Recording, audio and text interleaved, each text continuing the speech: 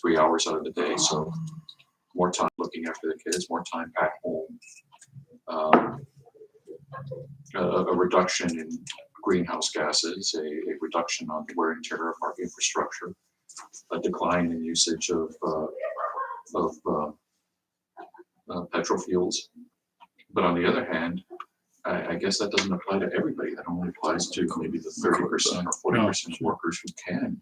Well, and then you have to worry about all the workers that rely on people that are now not going to be out in society. So restaurants, gas stations, unfortunately, are going to suffer. Grocery stores, although right now they are not suffering, they will suffer in the long term probably. I was just listening to a story this morning about a manufacturer for electronics, where a lot of the electronics that they relied on the smaller chips and smaller pieces actually would come over on passenger flights. And because there's a cutback in the passenger flights from China, those pieces are not making it over and causing a delay in manufacturing. So I think a lot of the manufacturing is going to hit a serious delay, and that's going to affect everybody. So it has, I hate the trickle down effect, but to use that term, that's what's going to happen. And we're going to actually, I would say in a couple of months, we're going to see a lot of that, the effects of that. Yeah, I agree. It's the service industry jobs. They're going to take a big hit. Manufacturing, I took it for granted that, you would have to get source parts, and it isn't just simple to change your sourcing location. Right. But someone to receive the parts, I don't think that we're going to know. I don't think that we're going to know for a good 2 or 3 weeks yet. Yeah, from what I was listening to, a lot of them planned for the Chinese New Year, which basically everything shuts down for about 3 weeks. So they were already planning that into their production, and now they're adding in another 6 to 8 weeks as things are starting to ramp back up and be produced and be shipped over. They're already hitting that. They had a delay built in, and now they're hitting that longer delay, and it's going to be really interesting to see how that turns up as far as that goes for everything in a manufacturing perspective. But I'm really curious to see what happens from like the ordinary goods like food and drink and all that, like how that's going to affect like what people do in their normal days. Is this a huge failing on the part of the president? Is this going to finally take him down? Is it ironic that a simple virus of bacteria, something as small as obviously a virus, not a bacteria, but something germ size is what I'm getting at, is going to end up being the one thing that can finish the great liar president? No, I think also what I had heard was that the evangelicals are showing up in a larger support for the president recently because of the whole religious aspect of what is happening. He's okay with praying to make things better. Well, they believe what he says. They're the ones who believe, right? Or wrong? Yeah. Yeah, but I think he's made a lot of political errors, especially when he shut down certain branches of the government that would respond to pandemics, like what's going on right now in epidemics. And because he's done that, I think his political opponents are really going to jump all over him for that, and they should. He was slow to respond. The United States has done a horrible job at getting this under control. And it's because of our leaders that are in charge. And he's tied so many hands that could actually do something about this. Well, he reads scripts very poorly. That's one thing that you had to give to Reagan, that he could read a script. And just watching the couple of speeches that our current president has tried to read, he really fumbles with the word. And if you fumble with the wording, you're not going to be able to elicit confidence. And that is what's hurting him, regardless of the response. He could have the perfect plan, or the staff around him could develop the perfect plan. But if he can't put it into words, which he can't.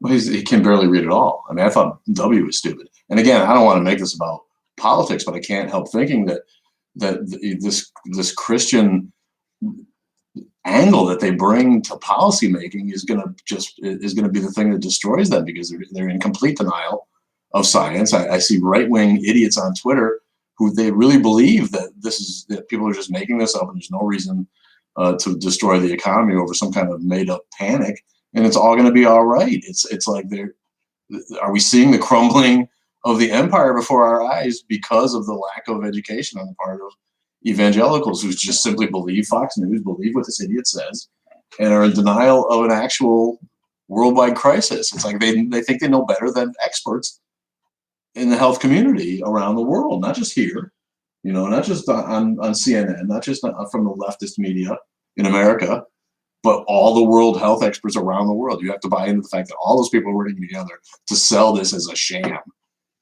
So, I'd love to be, coming from the middle as I kind of am politically. I think Alex is too in a lot of ways, and some of us here are more left, and some of us here are a little more right sometimes when they show up. But it's not really about that, is it? I mean, it's about basic denial of science facts. Yeah. Well, then the challenge becomes, how do you get people who listen to the science and who take reason seriously and then want to make an informed decision? How do you take that point of view, and how do we take those ideas and make them more palatable for the science deniers, for the flat earthers, for the Noah's Ark people? Let them fucking die off. Why should we help them? Let them die off. Well, How about that? If they're all going to be in denial, maybe that's what happens. Maybe we'll be the only ones left. Do they not believe in the germ theory of disease? well, it isn't. Well, let's unpack this. I mean, there are three things that we have to unpack, and I think the big one is the more that you force someone with a bad idea into believing something that they just inherently don't believe, that's just a longer struggle. And that's my point, that flat earth is just not right. We have somehow failed that group of people in educating them. People who don't believe in vaccination, we have failed that group of people in some way. Because bad ideas transmit at double the rate of good ideas. So how do we reconnect these people and don't put them on the fringe? Because when you're on the fringe, you hang on to your idea. Yeah. And by the way, that's the way the theists think, that they know it's a bad idea, but they hang on anyway. And then stop touching it. I'm not so confident that education is the complete answer. No doubt it plays a role, but I mean, you can show theists or people who believe in flat earth actual information, and it won't sink in. It'll go right over their head. I think some people will acknowledge some of the information you give them, or maybe later down the road the seed will seek into their head and they'll think, maybe they're right. But I don't think education is the only way to bridge that gap. I mean, because anybody can open a science textbook, and it's just the fact that I think one of the things that we need to do is learn how to communicate our ideas better and how to get around the bias of people and to get the information into them. But I'm not so confident that education alone is the answer. I mean, it certainly plays a role, though.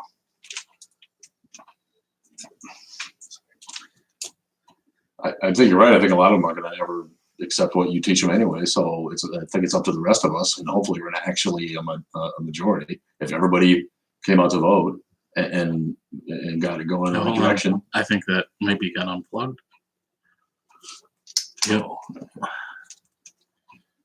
Go ahead. Start again. Technical difficulties. Yeah, no, they might never believe what you teach them, and so it's up to the rest of us, like it always has been, incumbent on the smarter folk in society, the educated folk, to use the best knowledge available to do the right thing for everybody. The people who are too stubborn, trying to be as nice as I can, to accept facts that are contrary to their beliefs, it's up to the rest of us to take care of those people too. Just like they're begging us to take care of the old people who are the ones who are going to die from coronavirus, just because some of us who are having to be healthy and middle-aged or young or really young and really healthy are not really a risk. But you know, those are the people that spread it. They spread it around to grandma, and they spread it around to old people. They spread it around to people with any kind of immunodeficiency. So, you know, denial of that is, you know, hopefully if it's going to take people out, it takes out the right people. It's Darwinism, right? That's The show's on Darwin. That's right. The next show is on Darwin. Sorry to blast. I see the engineer over here reaching for the button. Son of a bitch. We got new guys. You guys got nothing to say over there. Not ready to weigh in on this. Is anybody in denial? Does anybody think this is overblown? I mean, give me some feedback here. The virus itself? Yeah, like I've never been a paranoid guy. I don't like overwash. I never get sick.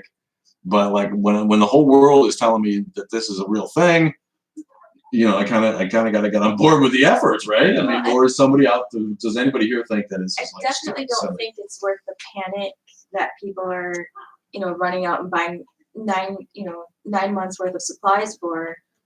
But I don't think it's anything that you should ignore. It's definitely spreading a little quicker and still somewhat unknown, and I think that's what makes it scary. So I don't think it's wrong to be afraid of it. Definitely suffering from a little bit of panic myself with my my little brain that's telling me I need to go and stock up on soup and vegetables. But you know, I'm constantly fighting that anxiety, and you know, I'm coping with it. But I'm not afraid, but I'm not in a panic mode, I guess. I think people are over panicking in that regard, like buying toilet paper out and stuff. Like Right. that's like the wrong kind of panic. Right. Yeah. It is smart though. I mean, as far as what they're calling for is make sure you have a 30-day supply of what you're going to need. So a 30-day Toilet paper. supply, well, one big pack of toilet paper for the average family should be fine. But Yeah. Get a at the bidet. most Get a bidet. two- Save a tree. But I mean, food staples like, you know, pastas and grains and beans, stuff like that. If you want to stockpile water, I don't know how bad your water is. Maybe just buy a Brita filter. Cold medication, stomach medication, aspirin, Tylenol, all the average stuff that you're going to use anyway. 30-day supply. Need your insulin. Get your insulin and Yeah. your heart meds in there. Get Forget your about the toilet medication. paper. Make sure your medication is set for a month. Listener Ray says he's using this pandemic as an opportunity to challenge his Christian family and friends to match his donations to charity. That's a good idea. I always suggest to use a secular charity because I always do. I always do. He always does. But getting them to act like caring human beings is, I think, a step in the right direction. Isn't that? Thanks for chiming in, Ray. Isn't that ironic? It's the rest of us who have to get Christians to act like Christians would act. And again, I say to you, what would Jesus do? You know, you don't hear that anymore because these fuckers don't care what Jesus would do. Not a one of them wants to do what Jesus would do. Shout out to Jesus, who probably never existed. But, you know, our friends who push that theory, I notice they're not pushing that theory so much. And instead, embracing the right, who is denying the virus that is a fungus among us. Nick, a fungus among us. Have you been tested? You got COVID-19? Don't touch me, man. Don't put me on, man. What the fuck? Touch your face. Ah! No, you're right. We have to be aware of it. We have to be concerned, but we don't need to panic. And the panic that we express is going to be compounded. I was convinced. I have to tell you, I was one of the ones that was convinced that once March Madness came around, this news story was going to, be muted, because the money-making engine that NCAA is, that they would have put a halt to it. And lo and behold, when they canceled the NCAA tournament, that's when I realized, oh boy. A little bit more serious than you thought. A little more serious than I thought. I think they should declare COVID-19 the winner of March Madness right now. National champion. Yes, as a 65th seed. They won the play-in game by destroying the whole fucking field right before the whole thing even got off the ground. It's crazy. It's surreal. So how would we market the COVID-19 jersey? What colors would we use? I don't know. They could probably open up a campus there down by Bob Jones University. Maybe share some space with some of these Christian morons, these cross-eyed fucking legislators that we got up in the government. Anyone look at Mike Pence and think maybe he's intelligent? Who the fuck looks at that guy in his face and thinks he's intelligent? He looks like a guy who is simply incapable of leading anything, a Cub Scout troop, let alone a country. And here he is. I want to be in the room when he's faced with actual evolution facts, when they're talking to him about, he's got experts talking to him about how COVID-19 virus is going to evolve into COVID-20 or whatever the fuck is next. And he's going to have to listen to that and let it gloss over his moron moss head of Christian fundamentalism, where he has to deny the basic worldwide accepted facts of evolution. Don't you think that's funny that this is the guy? And are we worried? Aren't you worried for all of us? Definitely, I am. I think just the fact that so many people who, or a lot of people that get infected and end up getting the brunt of it, the worst of it, it's just an average person. I mean, they might be diabetic or they might have high blood pressure. And just because you have that, now you become more at risk for this virus. It's hitting those type of people harder for something that, it might be an issue, but it's something that you can live with. But now that thing that you've been living with, like say it's diabetes, now you have to worry twice as much as the average person because you can suffer a lot more with this disease. So. Just yell at it. Yeah, I think Can you hear him? one of the scary things about the virus is, yeah, it goes. That's all right. Go ahead. Right. One of the scary things about the virus is that the symptoms of it don't show up for a little bit. So I think it's like 5 days or something. I don't remember off the top of my head, so don't quote me on that, but it is several days. And in the meantime, you're going around seeing people, greeting people, shaking their hands, just going about your normal life. And next thing you know, somebody else has it. And then they do the same thing. And it's just how quickly it spreads. So I think, panic isn't necessarily the answer, obviously, but I think we need, like everybody's been saying, we need to be aware and, generally avoid social gatherings that are, have a lot of people, don't shake hands. You're actually an ass if you shake a hand right now, I think, because you don't know if that person has it. You might not have it, but maybe they do, and they don't know they have it. You shake their hand, the next thing you know, you got it. And then you shake someone else's hand. Shake ass, not hand. Yeah, shake ass. That's right. But, and they found that the virus actually sits in the air where people who are carriers with it for a while. So it doesn't just dissipate.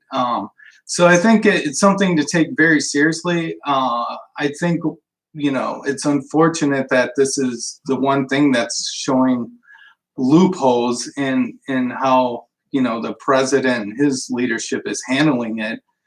And it's scary as hell that Mike Pence, the one, he denies evolution, yet he's in control of this. And he's the last person who should be in control of it. We have experts who should be in control of this, and he certainly is not one. And he hasn't done anything great as a leader. I never.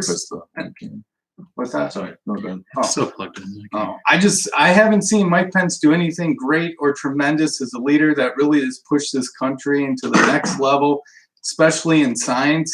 They've made cuts to science. And so this administration has no idea what they're doing. But we definitely need to be careful. We almost have to take things, in our own hands, in a sense, like Rob was saying. So Rob always takes things in his own hands. Many things as I can. Well, I've been watching a lot of Pluto TV and a lot of Stir TV, and they have various news channels that you wouldn't normally see. And I have to say that after seeing and hearing all the governor's speeches and all the mayor speaking, it was a definite surprise to see Lori Lightfoot's address. If there's anyone who actually gave me confidence, it was Lori Lightfoot out of Chicago. She did a hell of a job. She put on a hell of a press conference, and she had some answers, and she demonstrated confidence, which is what you need in a crisis. Yeah. Yeah, I agree. Thanks for joining us. Listener David says the sound went. I don't know. We're still recording. You can hear, right? It sounds like our sound's on here. I could hear that. I dropped my whistle. Whistle stop. It's a whistle drop. Thanks for joining. It's Friday night, and it's the Friday Night Fright Car on Atheist Underground. We're talking about Darwin when we get around to it later on the podcast. But it all, started with the thought of the fact that here we are dealing with an actual viral epidemic, pandemic now. The WHO, the WHO. I was glad to see Pete Townsend weighing in. Yeah. The WHO says it's a pandemic. It's a pandemic, right? When Pete Townsend says it is, goddamn it, we need a windmill guitar. You got one for me? There's a guitar over there. Guitar over there. There's a guitar over there. Yeah. Do a windmill. No, I'm teasing, man. Oh, well. Jesus Christ. Bad joke. Anyway, we got the gang here. Does anybody else got thoughts? What the hell's in the news? We do have news to comment on. I'd love to see the fact that the Dead Sea Scrolls. Did anyone see this? I didn't see The it. Dead Sea Scrolls have been discovered to be forgeries, and National Geographic has released. Right. The findings. yeah, This yeah. was published on March 13th. Right. That's pretty recent. Right. That's today. On Friday, independent researchers funded by the Museum of the Bible announced that all 16 of the museum's Dead Sea Scroll fragments are modern forgeries that duped outside collectors, the museum's founder, and some of the world's leading biblical scholars. Officials unveiled the findings at an academic conference hosted by the museum. Quote, "The Museum of the Bible is trying to be as transparent as possible," end quote, says CEO Harry Hargrave. "We're victims of misrepresentation. We're victims of fraud." You must be very, very appalled that been taken advantage of. It looks like they're not saying all of the Dead Sea Scrolls are frauds, just the ones that they had. It said that they were made to look like Oh, so actual. so you're thinking that some of the Dead Sea Scrolls are still real? Just Yeah. these ones? It said that they were modified to resemble real Dead Sea Scrolls. So somebody took advantage of just this museum.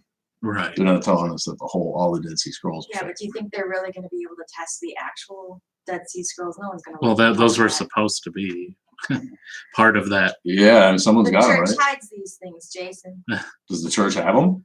I don't know. I'm not sure what hands they're in I don't know, but it's currently. a good rumor. Spreading.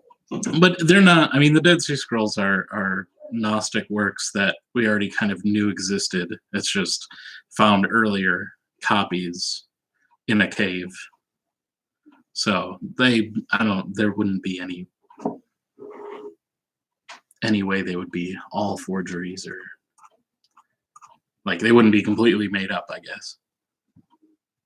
Doesn't look like a whole lot to me anyway. Yeah, they're not in perfect condition. They were like tiny little pieces of leaves. It looked like somebody sucked up the leaves off your fall lawn. Took a bit of it with some writing on it there. How about the guy that the Islamic scholar who called coronavirus God's punishment gets infected? How about that one? Prominent Is correct then. Well, yeah. Prominent Iraqi Shia scholar Hadi al-Modaresi has been diagnosed with the novel coronavirus. This happened weeks after he claimed the deadly disease was undoubtedly an act of Allah. Which is an ethnic religious minority in China. Or there are over 1 million sent to re-education camps in China, and they're basically calling them all terrorists. And they're even going after them in Turkey, where They're a going lot of after them. their families too. Yeah. So not great. I had no idea that Islam harbored such hostility towards. China harbors hostility towards Islam. Well, either way, I just in my insulated white man Western American world, I had no idea that there was such animosity between the Middle East and the Far East. The 63-year-old cleric, who is one of the most prominent Shia leaders in Iraq and comes from a long line of active scholars, who was quoted in parts saying in February 2020, "It is obvious that the spread of this virus is an act of Allah. How do we know this? The spread of the coronavirus began in China, an ancient and vast country, the population of which makes up 1/7 of humanity. More than 1 billion people live in that country. The authorities in that country are tyrannical, and they laid siege to more than 1 million Muslims and placed them under house arrest." When the hell was that? It's been over the last couple of years, I believe. That the Chinese have Gone after the the Muslim minority there. Have they really? Is it true? They're called the Uyghurs. Is the like name of their sect or whatever their The people. Muslims are called Uyghurs. In China. China. Yeah. Chinese Muslims are called Uyghurs. Yes. Weeegger. I don't know how it's spelled. It's spelled in I've characters. never heard of that. You guys heard of that? I only heard of it today, Rob, so don't worry about it. Jason knew right away. I feel so undereducated. I'm eager to learn about a Uyghur. No. Well, that'll be our next stop. All right. Well, there you go. This guy deserved to get the coronavirus because he blamed it on the Chinese, man. So it's hard to wonder. It's hard to, dispute the seeming karma of things, isn't it? Sometimes when crap like this happens, like when a cross falls on the preacher when he's like talking his hate, like if a cross falls on him and kills him. Did you ever see that video Shit where like that happens. they were carrying a statue in a Catholic church and it tipped over and just stuff like that? Yeah. Where's your God now? Anyways. Well, that's a good question though. Where is God during this pandemic? Mysterious ways. It's all part of his plan. Part of his plan. It is or it isn't. Why should he pray then if it's part of his plan, Yeah. right? Because you don't know what his plan is. Why should you pray? Because you want it to He's not gonna work out the way change. that God meant it to. You're gonna Duh. please, God, be powerful enough to carry out your plan. Yes. But that's the only thing you can pray for. You can't pray for him to change it. No. Right? You pray for his plan to have always been what you want it to be. Right. And it's always, you pray to thank him because he needs the thanks, right? He needs his, He doesn't He likes enjoy worship. adoration. he Yeah, gets petted. loves that shit. It's like He enjoys puppy heavy dog. petting. If he could It's like a burn, narcissist. if he could burn an offering, he would enjoy that. I had my chance in a room full of Christians the other day to sneak in, read Revelations. It's the Bible says that the Antichrist will come disguised as a man of God. And how does that describe Trump or does it not? Pretending to give a shit. And here he is. He's the devil himself. We're going to come to ruin the world. I thought it was Obama. Humanity. Please. Obama. Seems like that's a little That's bit what much credit I heard for the- I think probably Obama's way more of a Christian than Trump is. Trump's just plain old evil, I get it, but I don't think so. Anyway, anybody else got anything to unpack? Any more freight? Anything to grab about? Need the mic one more time, Nick? No, I think All right, that's our half an hour. Thanks for joining, everybody. We're going to end the live, and Hi, Megan. thanks for tuning in, Megan. Good to see you. Bye.